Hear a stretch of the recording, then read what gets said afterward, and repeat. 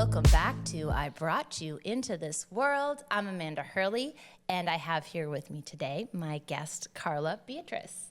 Thank you for being on the podcast, Carla. You're welcome. How are you doing today? How was your Thanksgiving? It was great. I had a really great Thanksgiving. Awesome. Well, thanks for being on, and tell me a little bit about yourself for the audience here. Where'd you grow up? Sure. My name is Carla Beatrice. I grew up in Massachusetts, and I moved to Portland, Oregon. Well, no, I went to art school. I'm an artist. I went to art school in Philadelphia, and then I moved out to Portland, Oregon, and now I'm back in Massachusetts. Oh, fun. What was the timeline on that? Like, when did you make it back to Massachusetts? I made it back, well, my son is 14 years ago.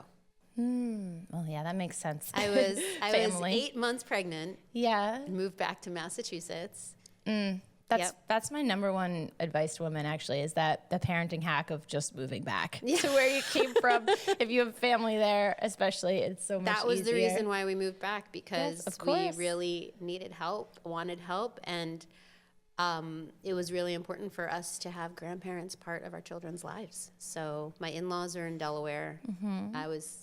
Mine are in Massachusetts. So because we used to live in Philadelphia when I went to art school, we were closer to my in-laws. And so then, you take turns. Yeah. Now we're like, okay, we're going to try the Boston area. That makes sense. That makes sense. Okay, great. A fellow Massachusetts girl. Awesome. And tell me about, your connection to motherhood. You have how many kids? I have 2 boys, 14 and 18. Yep. Yep. And what are their names? Andrew is my oldest. He's in college. And Enzo is my 14-year-old. He's in 8th grade. Awesome. So you have that nice perspective of you've been through most of the stages, and you're kind of in that final, that teenage stage when they're getting ready to fly the coop. So that's very interesting. Oh, yeah. Yes. It's always interesting. Yeah. It's just another phase or another perspective or another, I'm going to be we're all going to be mothers till the day we die. So. Very true. It does. That's just, it becomes you, you just, that's now your identity, and that's your whole world, pretty much. Now, how was your journey into motherhood like? Was this something that you always wanted? Was it something I always wanted to have children. Yeah. Even when you were little? Do you remember when you thought about it? No, not so much when I was little. I just knew. Okay, so when I was young, I thought that when you were 20, you were old. Right? Yeah, didn't we all? And I thought, oh, when you're 20, 25, you just have a family. Yes. Of course, I wasn't. It was like that fair. I think part of that fairy tale or whatever you grow up with, whatever you're seeing or whatever, but in my mind I was like, you're an adult when you're 20. Yep. Not that this is all like even though the you're truth. Really not. Yeah. And then you get married and you have a family. Yeah, that's fair. You're playing house. You're like, this is what happens next. Yeah. No, that's funny. I actually did I did when I was really little, want a baby. It was a problem. When my brother was born, I was like, you're my baby, right? You're mine. And then I'd have a little dolly that I had a carrier for. And I was just I was obsessed. I read that one book. It was a book about this girl who found a baby in the woods and was just secretly taking care of a baby. And I would fantasize about finding a baby. Well, I do. So I was the baby sister. Yeah. I have an older brother, and I asked my mom for a baby. You did? I was like, can I have a younger sibling? Because but I didn't get one. So maybe that's why I never did the that kind of thing. You do take the older sister thing where you kind of take it upon yourself to be a little mom. So that's why for me, I actually did, and then when I got older and I was like, nah, and then I changed my mind again. It's all where you are at in your life pretty much. Now, so when you had your firstborn, what was that like for you? Did you feel a shift in your life or in your identity right away, or? Oh yeah, and I even had challenges before because I'm an artist, I married an artist, and so we had that whole sort of career thing, what are we going to do when we have kids? And I always knew I wanted to be a mom and stay home, but we had challenges with how are we going to make it work? Having to, you know what I mean? Like, so I think that really impacted my timing in a way.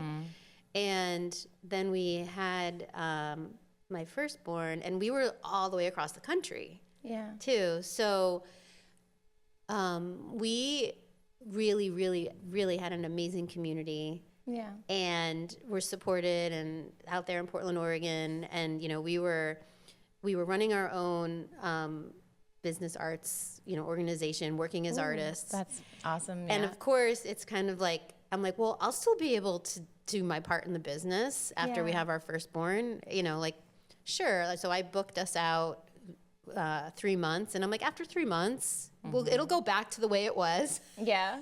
And no, it did not go back to the way it was.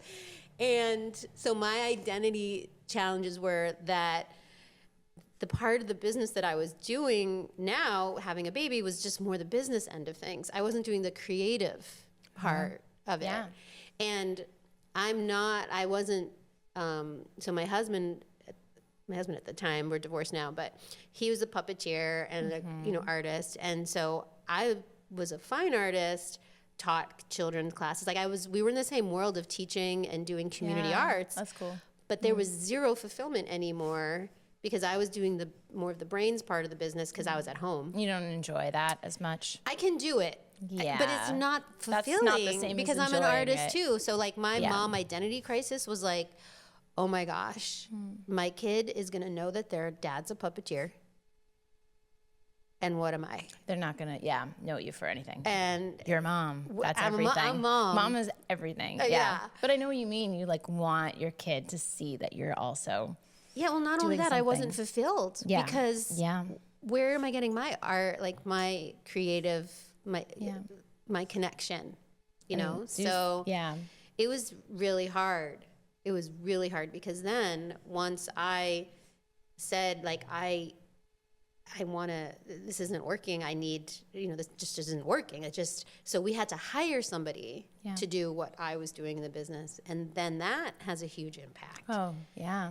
And in a good way or not in a good way? Not in a good way because we didn't have, like, we were grassroots, right? Yeah. So when you have to hire out, then the income, like, the whole business structure changes, and it's even harder because you have to make even more income to pay the person that is doing the work that we never, like, when you're an artist and you run your own business, it's hard to pay yourself, right?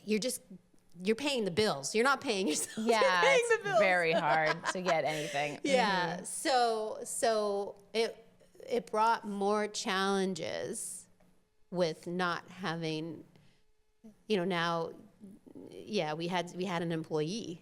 We had to take care of the employee. And, you know, it was. I have to say it sounds very challenging to be an artist married to an artist. Yeah. I've got to say. Right. Yeah, because you're both in that pickle. You're both in that, you know, predicament. Yep. Yep.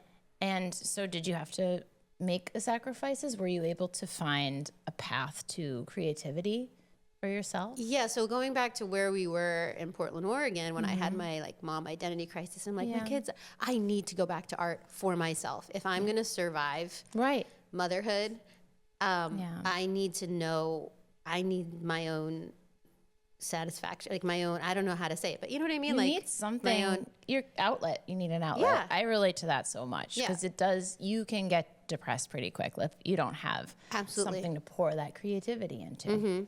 Yeah. So what I did was, I went to the Pennsylvania Academy of the Fine Arts. It's all classical, traditional, but drawing from the figure. So like that's like my first love. Not that I'm necessarily a figurative artist, but it's also drawing the figure. You're connecting with another human when you're drawing them. And so what I did was I did something that was manageable for me, and I just said, look, I invited mom friends to I'm like, can you just sit there and I'll draw you? Like that was my thread. Yeah. And so we had a studio to run the puppet company. So I remember going into the studio, like, and there are all these puppets around, right? But I have my mom friends sit down. I'm like, I need to draw you. Like, this is my sanity. That's cool. Yeah. And that's when it started. That's when I started reconnecting, and by drawing portraits of my friends, because then I'm connecting with them and we're chatting and I'm drawing and I'm connecting back to my like visual language or whatever, you know, and we're having conversations, and that was what I needed. That's what I needed. So I started drawing portraits of friends. And then that evolved into me getting in deeper touch with how sensitive I am.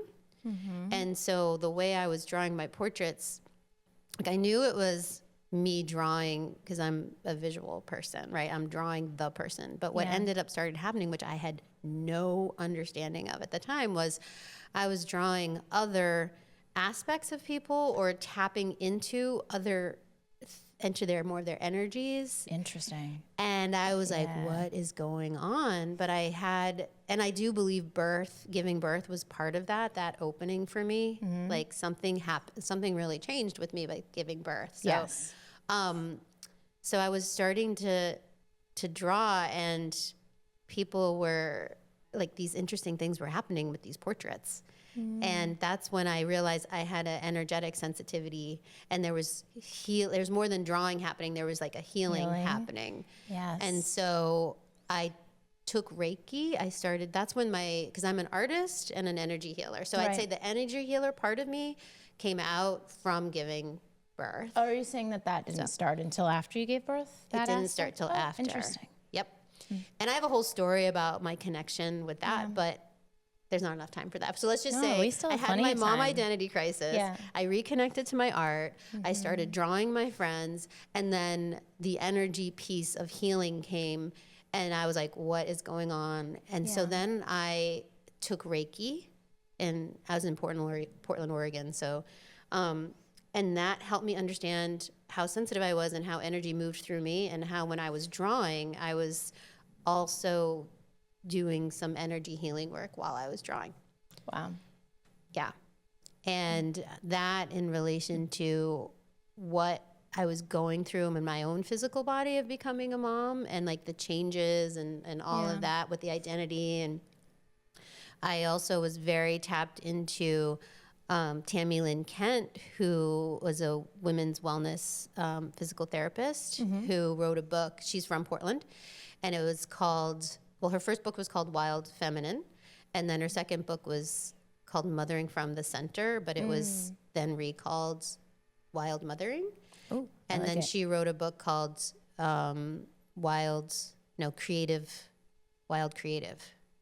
I think that's what it was called. She really likes wild. So she's like wild. Yeah. But she combined not just the physical aspects of our womb space and our pelvic floor and all of the, what makes us females physiology wise, right? Yeah. She as a PT, she knows about the body and the physical part, but she combined more of a holistic approach, which is what are the energetics? Like, what do we feel in our wombs? Like, we are creating, we're creating human beings. We're literally creators, so we're definitely creative. We are creators, right? Yeah. So I was just like, wow, that just spoke to me so much.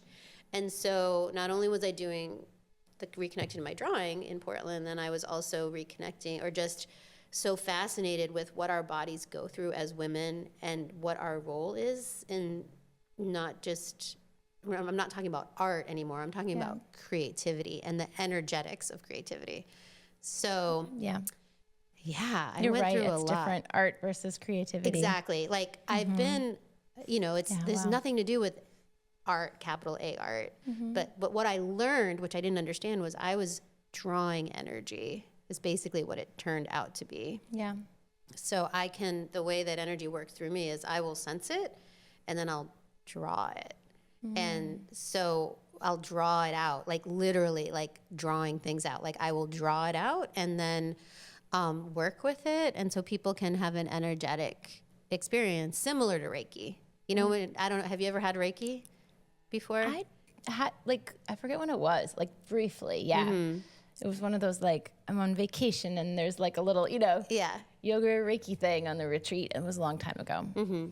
But I am a skeptic, but also I was one of those people that they were like, oh, wow, you have really, like, you're very sensitive and you might be a healer. And I was like, I don't know about that. But sometimes I think about it because I do, like, I can feel people's energy and you're the same way, right? Some of it is like probably a little bit like maybe not a great thing. Maybe it was like a coping mechanism at some time. Right. Because we need, be on it, like walking on eggshells a little bit, but a lot of it can be a strength too. Right. And that's the thing. We call it all different things. Yeah. Right? It's, you walk into a room, like if you walk into a funeral and you can feel, like, we're all energetically sensitive. Oh my gosh, funerals are so hard. Right? Yeah. So you just, we all have just different ways of feeling in the world. For some of us, it's just like very raw in terms of feeling someone else's feelings. Yeah. And if we're not aware, like, we also need to, and this is so important, we need to have boundaries. Yes, the little bubble. Yeah, we need to have boundaries. And like, so I grew up super sensitive, but I didn't know what boundaries were. And then I'm like, what? Boundaries are amazing. Right. And the thing is, going back to birth, when a woman's giving birth, you're in the most vulnerable state.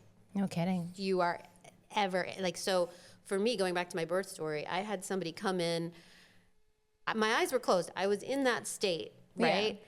But somebody came in and had to check me. But I was like, she took me out of my birth experience. I was in the zone. She checked me. She entered my sacred space or birth energy, whatever. Yes. She entered not with, like, you know what I mean? Like, this is why home births are popular. Right. Yeah. She just came in. I know exactly what you're talking about. And as soon as she checked me, she's like, oh, you've gone down to 2 centimeters. And I'm like, what? I was at 6 the last time somebody, like, she woke me up. She interrupted that birth experience. And so my body was like, nope, not safe to have a baby now. And it was part of my birth story. I had to. That makes a lot of sense. Yeah.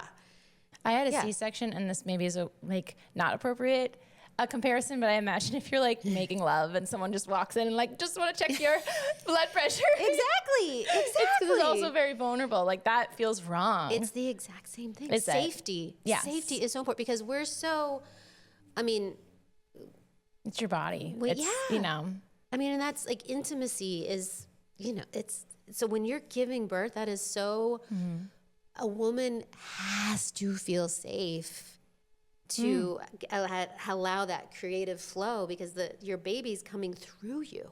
And when you're actually in that, place of having a new life come out into the world through you. Yeah. I know that birth workers will say, like, they can feel it. They feel the energy of birth if you have a birth worker in the room. Oh, yeah. I don't know if necessarily, like, all the medical people are feeling it because they're focusing on their job. Of course, which is also very important. It's very, very important. But they're focused on what's going to go wrong, what could go wrong. Right, exactly.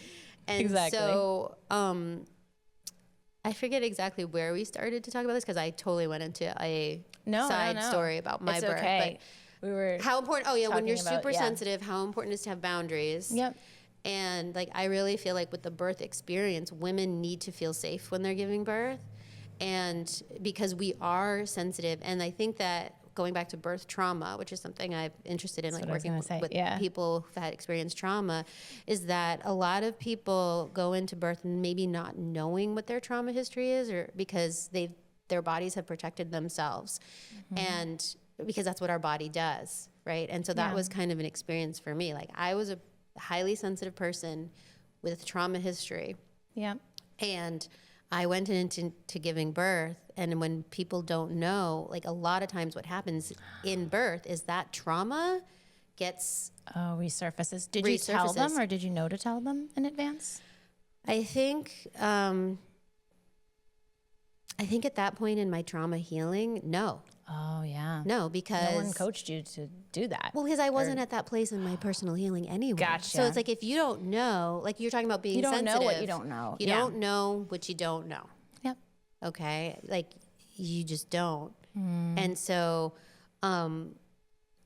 what happens with a lot of moms, and I hear this, and this is the stuff that we don't talk about. Yeah. That we need to talk about. And that if there is anything after the birth where you're just like, you know what I mean? Like, trauma happens. It happens. There's lots of forms of trauma, you know, like trauma happens in birth. Yeah.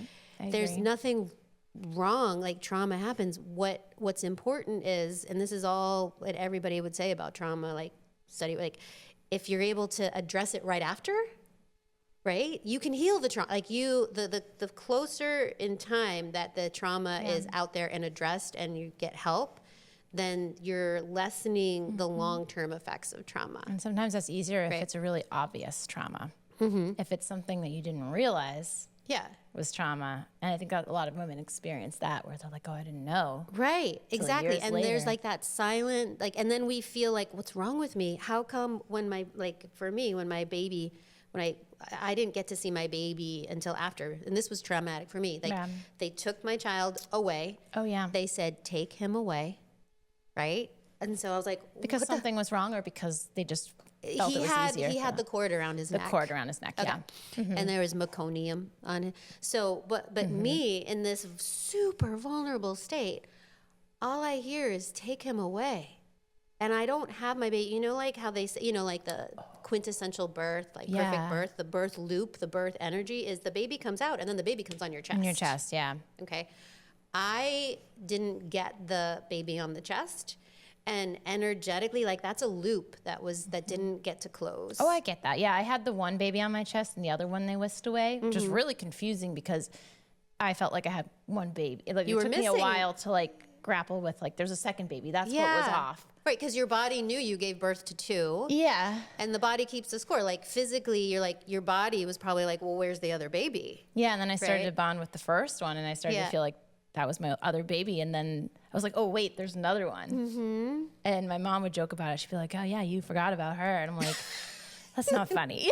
But like it's funny, but like also like you know, it is very confusing to the brain. So I understand that like you want to have your baby right away. And I feel like so I didn't see my baby, and then I had to get stitches.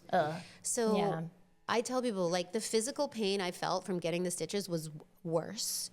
Then really there wasn't a lot of pain relief for that. They just kind of like, well, that's the thing, I have red hair, and so I don't take to the anesthesia as quickly. That's what I've heard. How interesting. So they gave me anesthesia, but my body it didn't, so I felt the needle. Like I felt the stitches, whereas when you have all the hormones and you have the, you know, of course there was pain giving, you know what I mean, it was a different kind, because it's same thing like the woman that came into my room, the nurse, and my body clenched up because she like interrupted. It was the same thing with getting those stitches. My body was like, so that was like another like, what the heck? What's going on here? My body was so, and then so I didn't get to see my son for quite some time, or what felt like forever. Who knows? It could have only been 20 minutes, but however your body interprets it, who knows, right?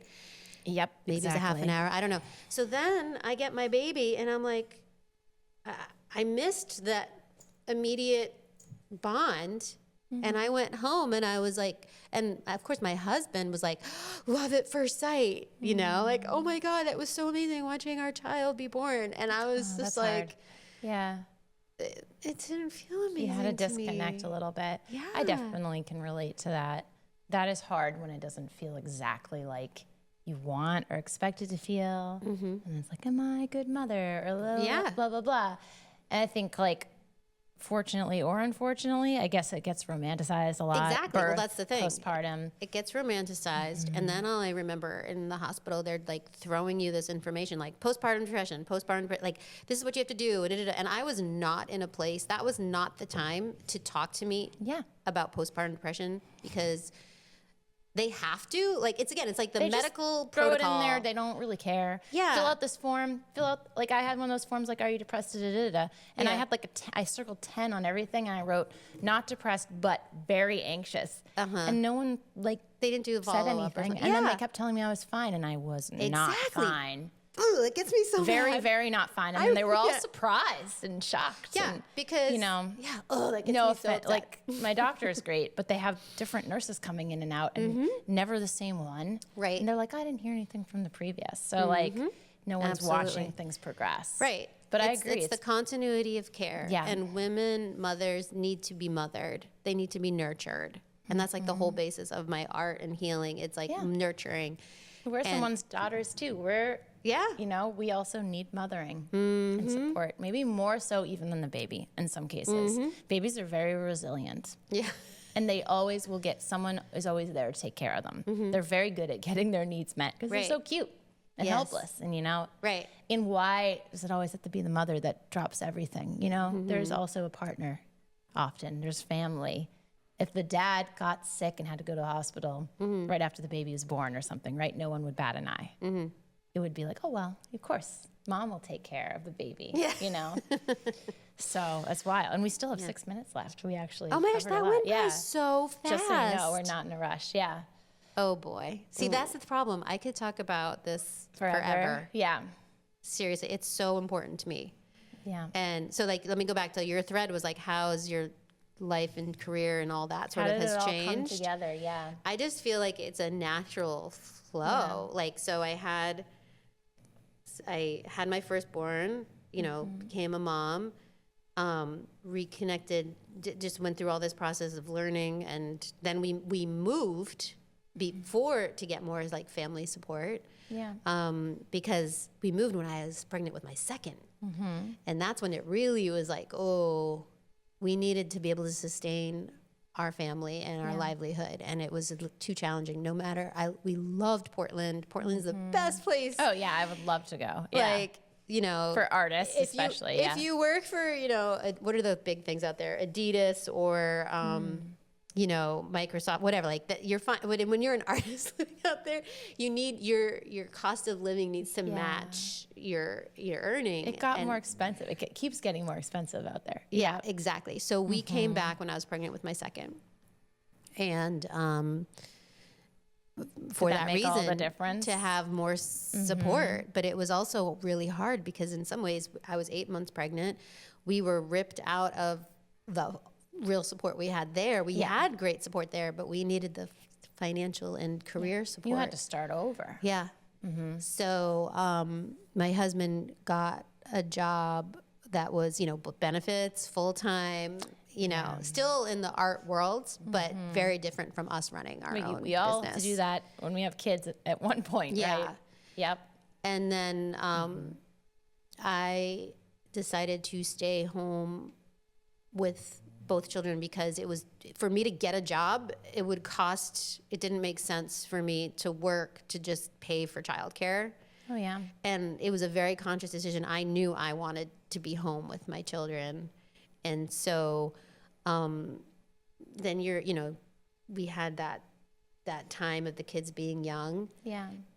But I still had the thread of now I knew what I wanted to do. I had the ladies' entrance. The ladies' entrance is my home-based studio for moms. Yeah. I established the ladies' entrance. Nice. It was always there. Do you know what I mean? So it's not like I was just flailing. I didn't have my mom identity crisis with my second child because I was on my path. Yeah. And now that my children are older, 14 and 18, there's just a natural progression. You can't, that whole phrase with nature, doesn't rush, but everything happens on time. I've definitely had a long journey of all of this stuff. And so now here I am, 14 and 18.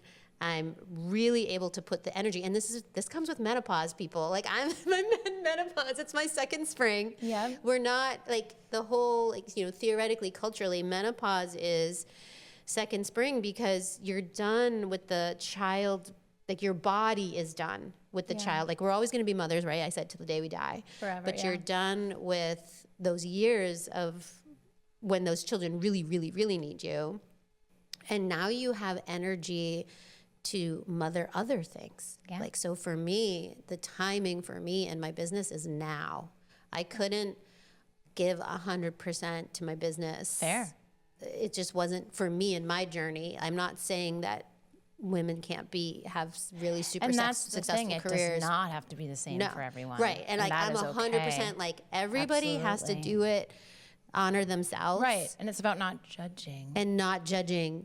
Yes. Because this was what was my journey, what was right for me. I would never judge somebody else. Right. Because, so here I am. I just like officially reached like the menopause, and it did hit me. I was like, oh. There's a shift there too? There's a shift. Identity. I will never, my body can't give birth. Yeah.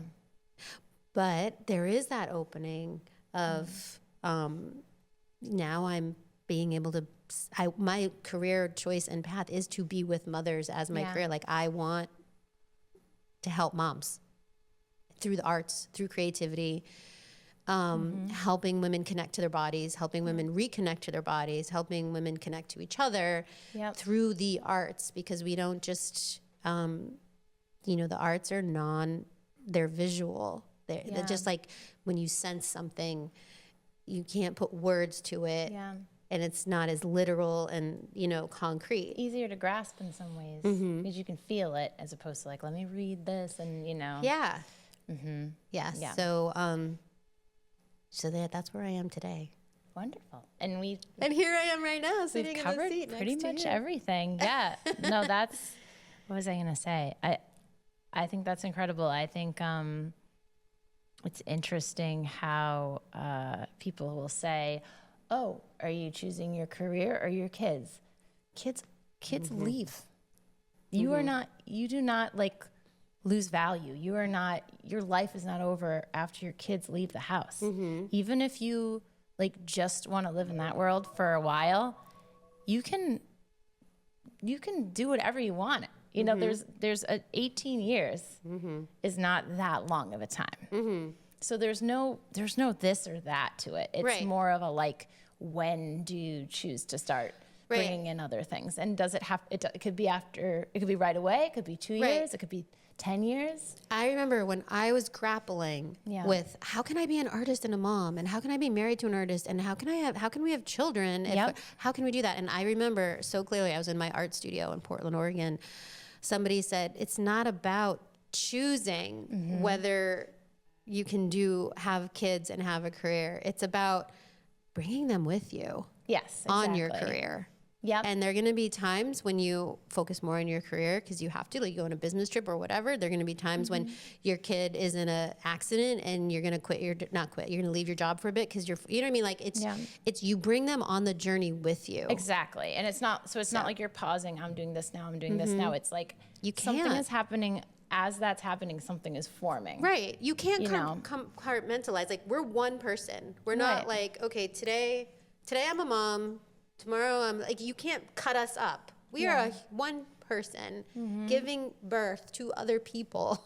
Exactly. So, and then I think that's where like the holistic approach comes. I think we feel a lot of pressure as moms. Like, I have to be this. I have to be this. I have to be this. I can't choose that. I can't. It's not. That's not. Anyway. And also there's like this whole romanticized notion of like taking a couple of years off to like find yourself and have this journey. No one talks about motherhood that way. Because if you are slowing down your career or whatever it is and focusing on your family, like that is also you finding yourself and finding your path. But instead it's like, society sees it as, oh, she gave up, you know?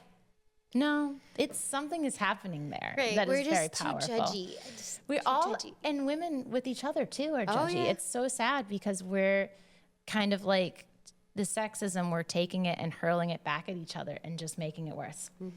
The mommy wars, I guess is what they call it. Yeah. So I could do a whole episode just on mommy wars. Yeah. Because it's very interesting to me. It's, sometimes when you're struggling with something, like say, I'm obviously working mom or whatever you would call it, and sometimes a little bit jealous of a stay-at-home mom. But then there's struggles on that end too, and they might think, oh, I wish that I could afford to go back to work or whatever it is. And you're sitting there dwelling in your own, whatever it is, your own sadness, your own self-pity, when you could be connecting with this other woman and empathizing with them, and then together you heal. Exactly. And why is it so hard? It's so human to pull yourself away and isolate and be in a corner instead of connecting. Or maybe it's not human. Maybe it's like societal. Like no, that's each societal. Man for I would say own. the human is the connecting. The human nature is to connect. It's become now our go-to because we've been trained. It's like everybody has to go to their corner, but that's not human. No. Like that's like you have your baby comes out to your chest and you connect. And with our relationships with other people, why can't we have that? There's a loop. Like that we can learn from each other. We don't have to be the same person, but we can exchange and learn from each other, and honestly, then go home and still be who we are. Exactly. Honestly, that's why I started this podcast, because I felt like I hadn't found my people. Like I went to a mom support group, and when I told my story, they all looked at me like, I was a weirdo. And I was, I'm like kind of like festering, like, oh, I'm so angry. Nobody understands, that nobody understands me. And I thought, okay, it's time to hear other women, hear their stories, and whether it feels like it maybe seems like a small thing or it seems like a big thing, there's always other factors happening.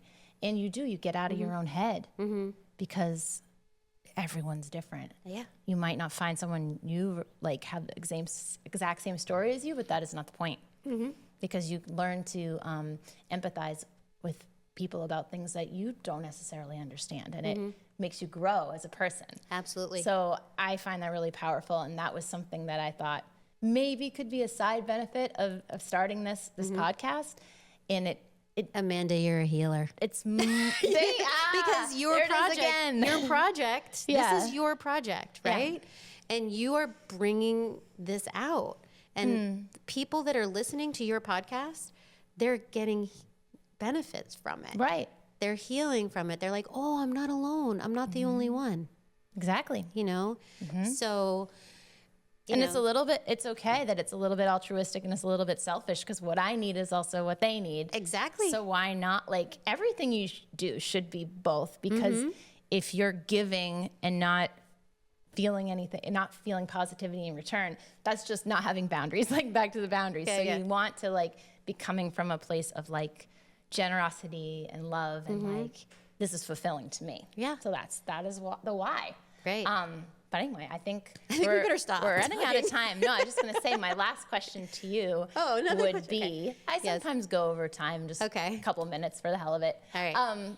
Do you have any advice for moms or women, and like, what do you think is our path going forward? How do we like band together to become our fully formed selves, I guess? I'm going to go back to Tammy Lynn Kent and holistic pelvic care, and something that I learned from her that I feel is really, really true. It's like every single person contains their own medicine in our bowl. We all have the wisdom. We all have the ability to connect. It's just sometimes we disconnect. So I would say to moms, like it's not my job or my role. Like, you don't need to go to somebody outside to help you. Of course, there's the people that are holding space and they're helping you, but really all your medicine is within you. And everybody gets in touch with that in their own way too. So like, what might work for me might not work for you. So for moms out there, find the thing that you connect with. Find the thing that feels right in your body. Find the people that get you. Screw it. Am I allowed to like screw everybody else? We'll air anything. BevCam will air anything. Okay. Because that's what's most important. And when you're in touch with you and you find your medicine, everything just goes from there. You know what I mean? You could be in a room with 10,000 people. You just need one person to connect with. That is one person. So true. And then it's like the drop. Like, for example, I came here from Portland, Oregon. I knew nobody. I'm like, how am I going to find my people? And now as I'm like re-entering with Ladies Entrance and really, I just saw, I saw Stephanie Loren's post on, I forget where it was. And I'm like, oh my gosh, I need to connect with her. Do you know what I mean? And then I connected with you and I was like, oh, have you heard of Stephanie? Because she's doing the same thing about Stephanie does the Maternal Wealth podcast, so it's all connected. Right. And so it's like, connecting the dots. Like Steve Jobs says, like, you don't always connect the dots until afterwards. It's like hindsight's 20/20. But if you keep going after those little things that are like sparking something in you, you'll find treasure. Yes, that's so true. You know? And I want to add to that. I think that what we're trying to do and what we need to do is just provide cheats, provide shortcuts to that. Because like you said, it's always like later on that you start to piece things together and find your village and find what, you know, what you need, what is your thing. And if we can help women find those things faster and heal faster, I think that's the ticket. And Absolutely. not having to do all that emotional work, all that mental, putting all that mental energy into, you know, trying to get help and trying to, you know, better yourself when you're already drained. Absolutely. And I think that's what I want, and I think that's what we all need. Right. It's all out there. We just need to make it freaking make easier. it available. Yes. We need to educate and let people know that there's more. Yeah. There's just more. Absolutely. Like, where's my motherhood? It's a holistic approach. Yeah, right? exactly. The Absolutely. Holistic approach. You know, you prepare for birth by going to the doctor and prepare and all the other stuff. Mind, body, spirit. Yeah. Okay. So you got the body part. Let's do the mind and the spirit, like, or the, you know, the psychoeducation. So important. Oh, yeah.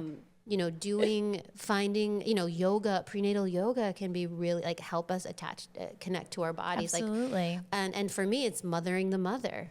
Because it's a huge rite of passage, huge rite of passage. And yeah, with the traditional, like, oh, we're going to give you a baby shower. We're going to celebrate the baby. Like, we need to honor the mother. Mom shower. Yeah. A mom shower and what the mom is doing and what this big rite of passage. I agree. Yeah. So that's what I'm all about. Yeah. And I felt like, believe me, I felt like I was the weirdo. And like the kids. It's hard having that feeling. It's very isolating. It can create a lot of like a bitterness underneath. So to get out of your head and meet other women, that is the answer. Women are always the answer. I find this a common thread with every person I've interviewed. It's other women. That's the answer. Women are powerful.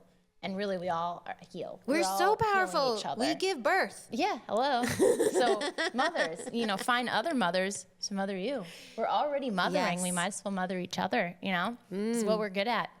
Carla, thank you so much for You're being welcome. on. This has I been brought lovely. You into this world. And thank you, everybody, for listening again. You will hear us every other Saturday on all of the podcast platforms, Spotify, Apple, all that, as well as BevCam's YouTube and cable channel. So, yeah, thank you for watching. Drop a comment if you have any advice for moms or any questions for yourself. And have a great day. Bye. Bye. Thank you. You're welcome. Yeah.